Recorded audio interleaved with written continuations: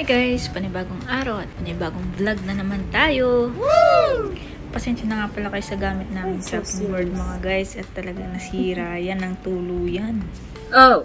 Are you cooking today? Okay na to! So yun, for today's vlog nga pala mga guys ay eto, magluluto nga pala kami dahil day off na naman namin ngayon mga guys. Para mawala ang langsa. Correct. Lagay mo na dito.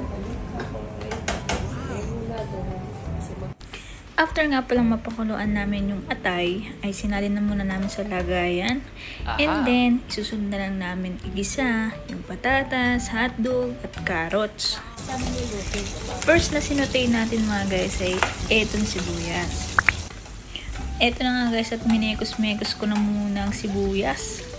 Sinunod ko na nga pala yung hotdog. After ko nga pala minekos-mekos yung mga hotdog dyan, yung karne para maluto. So, sinunod na natin itong carrots, potato, raisins. So, nilagyan din namin siya ng pampabango or yung laurel leaves. Ayan. What's that? Hatay. Hatay pala. Hatay ka pag hindi masarap ang luto mo. Nilagay na nga rin pala namin itong natirang sabaw ng atay kasi masarap yan mga guys. Tapos, nilagyan namin ng konting tubig para lumambot yung karne. And then, nilagyan namin ng konting patis, pampalasa, di ba mga guys? So, after we putting everything, kasama na dyan ang raisin, chili flakes, ng pagpanghang. So, yan, hintay lang natin siyang kumulo. And then, nagdagdag pa nga pala kami dito ng atsuete, kung tawagin yan. Ito yung pampakulay mga guys, kaya nilagyan din namin para magkulay talaga siya ng menudo. So, for the finale mga guys, nilagyan namin din siya ng tomato sauce, yan. At dahil konti nga lang pala laman ito, nag-add pa kami ng marami. Parang masarap na masarap mga guys, syempre. And then after that, nilagyan na namin itong atsuete at parang magkulay na mga guys at matapos na.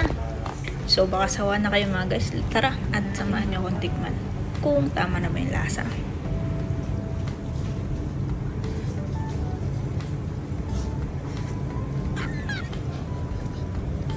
Natin yung patatas.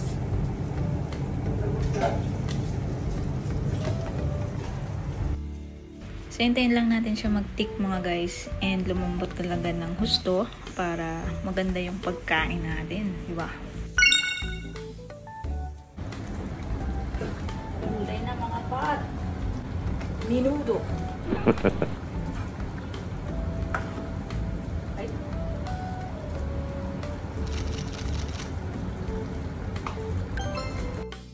So, let's G. Kain na mga guys. Thank you Lord.